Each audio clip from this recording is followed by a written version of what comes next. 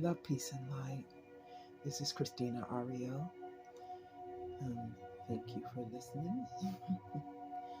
I, and please, as you come in and you like the message that you hear, please share, like, and etc. etc.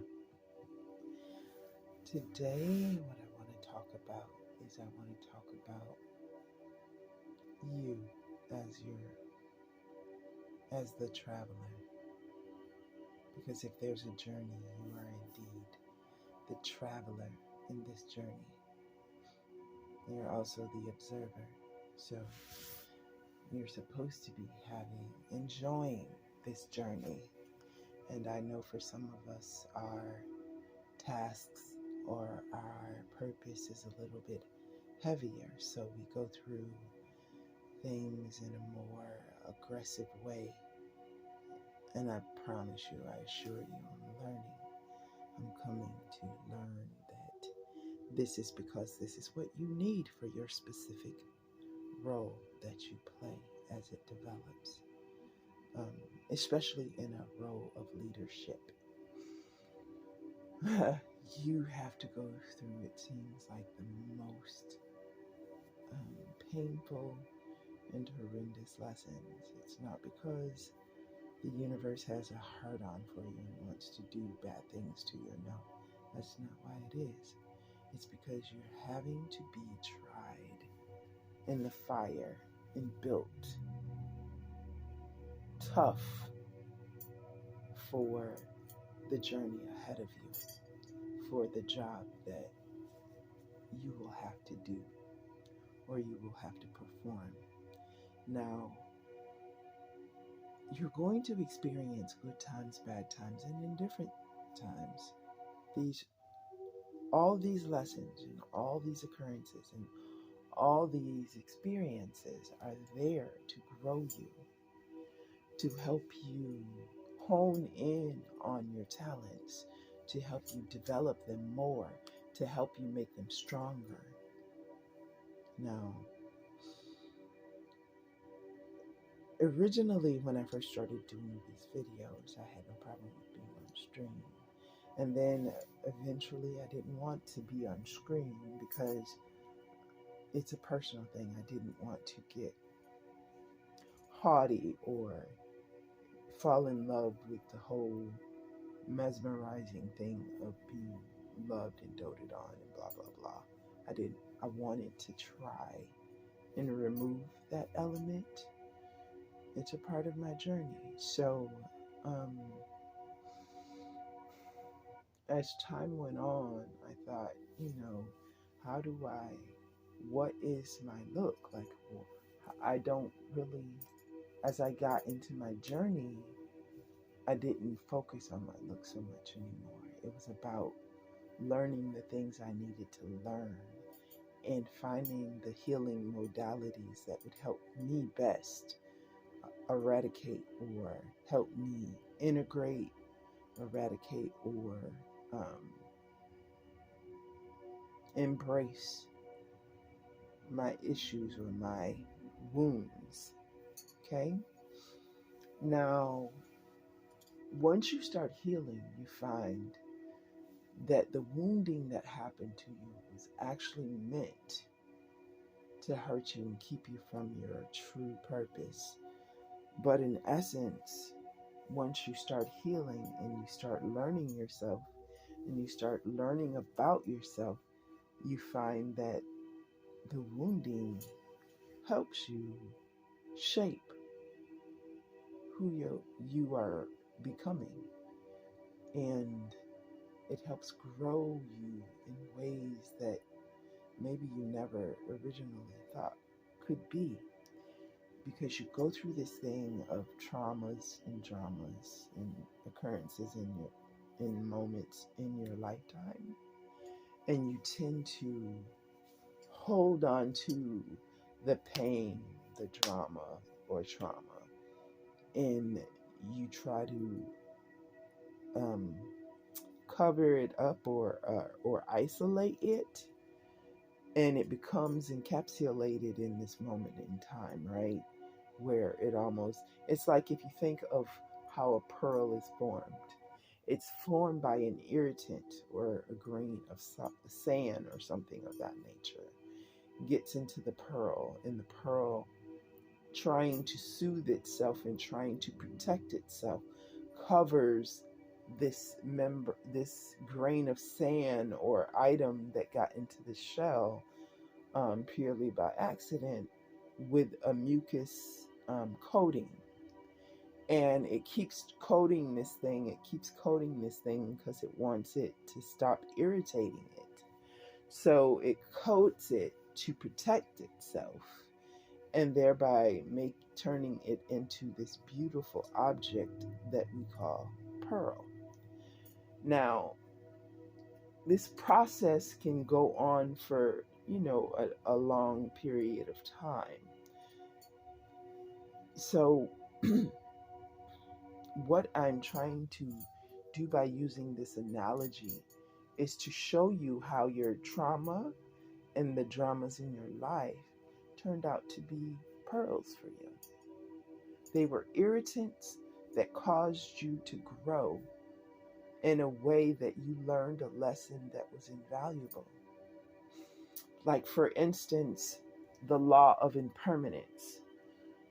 The way we learn the law of impermanence, yes, someone has to introduce it to us, or it has to be introduced to us, so that we are aware of the law of impermanence, which just pretty much in a nutshell, and I'm just summing it up, I want you to go and research these things for yourself and bring whatever wisdom or light that you can bring upon this subject, and just we spread the word like that, right? And we spread the healing.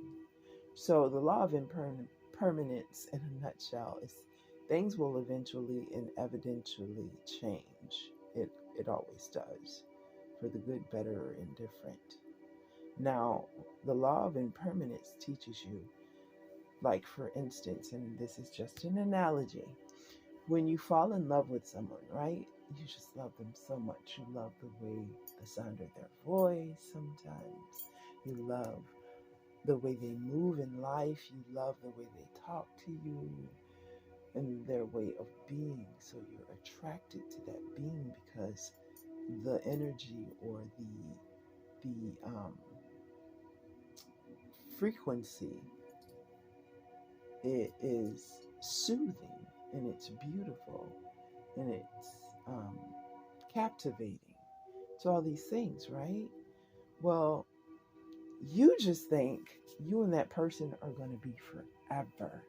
But what if it's just a lesson? If we started looking at things in people, places, all of that, as lessons for the moment. No one is written in stone in your life. No one. Not even you. Understand that. These things and occurrences happen for you, not to you. They're teaching you in ways that no teacher ever could come in and just tell you about impermanence and you learn about it. It's just not possible. Now, for some people it may be, but there's a whole process that unfolds for this, because you hear it, you see it in action, and then you have to experience it. So it gets your feelings involved, right? And then it gets your consciousness involved. And it gets so many other things involved until you're enveloped in that nucleus of that lesson. So you're all in the thick of it, trying to learn what it is for you to learn. Now, when I first learned about this process, I started saying, what is it you're trying to teach me? Like, when I came across something that was a challenge for me, or an irritant for me, like a trigger for me, I would say, what am I supposed to learn from this lesson? And then I would ask my guides and my spirit team to just I need your help on this. I need you to show me and teach me what it is I'm supposed to learn from this. Maybe I'm not getting it. And as you work with your spirit team and you ask for their help and you ask for their protection and you ask for their insight and you ask for them to teach you how to develop your own insight, you see, you become more enlightened as you go through these lessons of love that the universe is giving you. The universe is trying to put you in its vibration so that you can receive what is for you.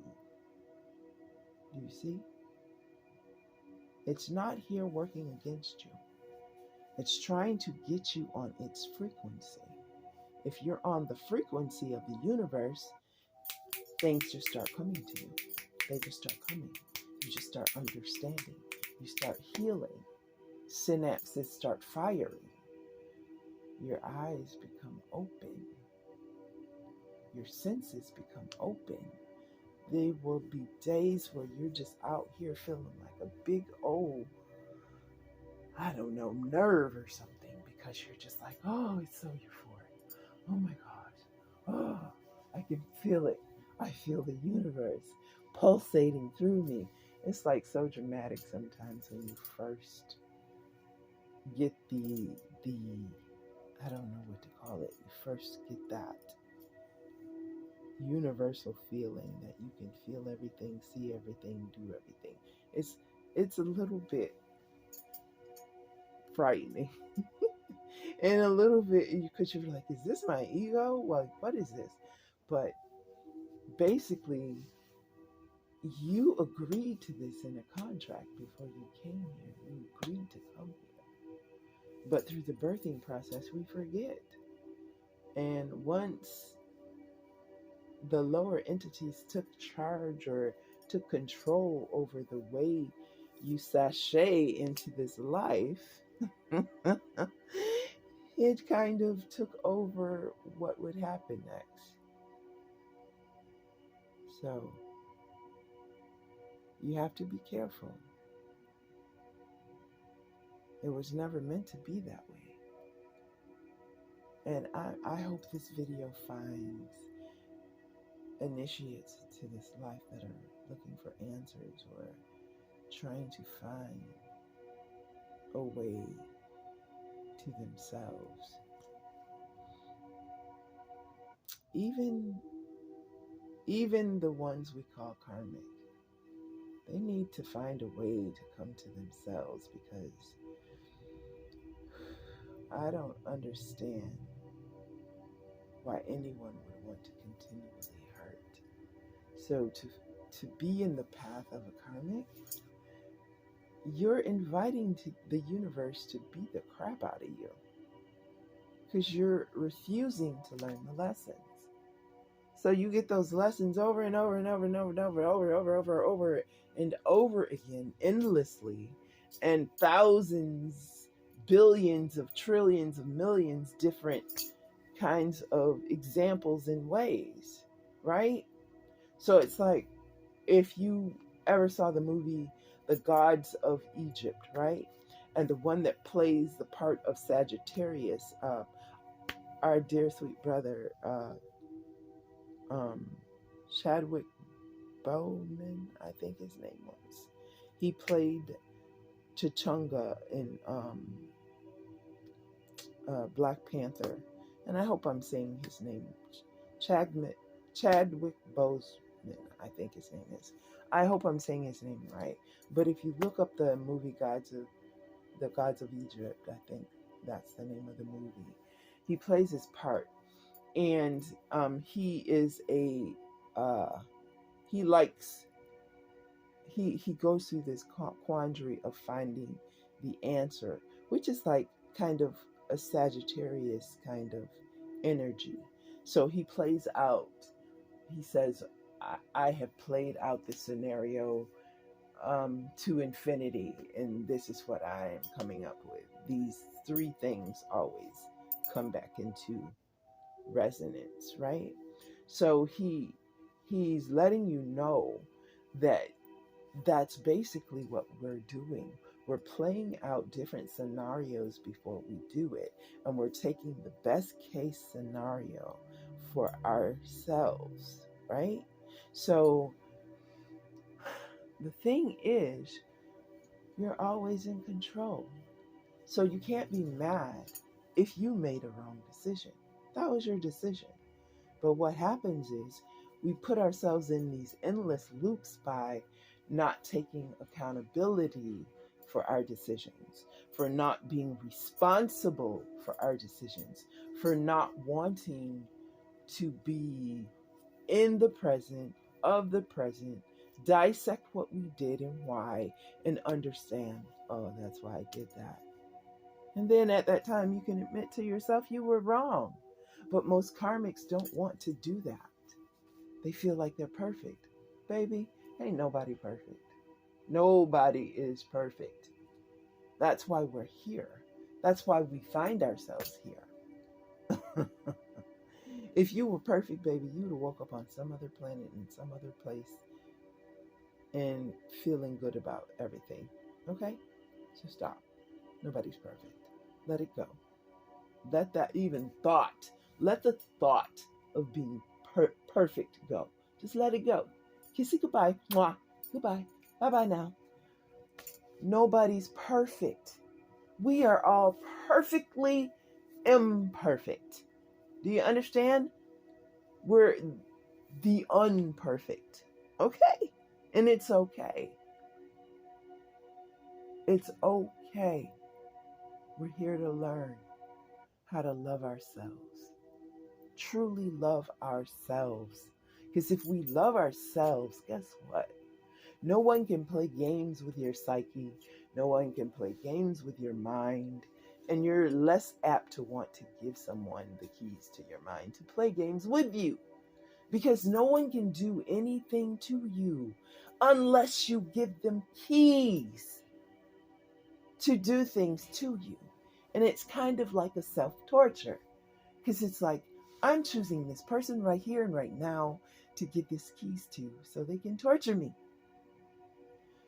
Why? When you can just simply learn your lesson. Admit your flaws.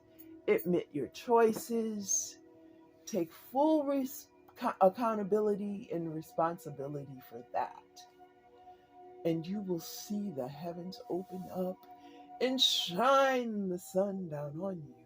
And hear the angels saying, oh, because you've finally gotten the eureka moment, the lesson of life for you. And everyone's lesson for life is different. It's a beautiful thing. And it's okay. It's okay. Just enjoy being here at this time on this planet. That you volunteered to be on. Just enjoy it. And lean into your lessons. Our lessons are individualized for each and every one of us. Love it. Ashe, ashe, ashe. Love, peace, and light. Namaste.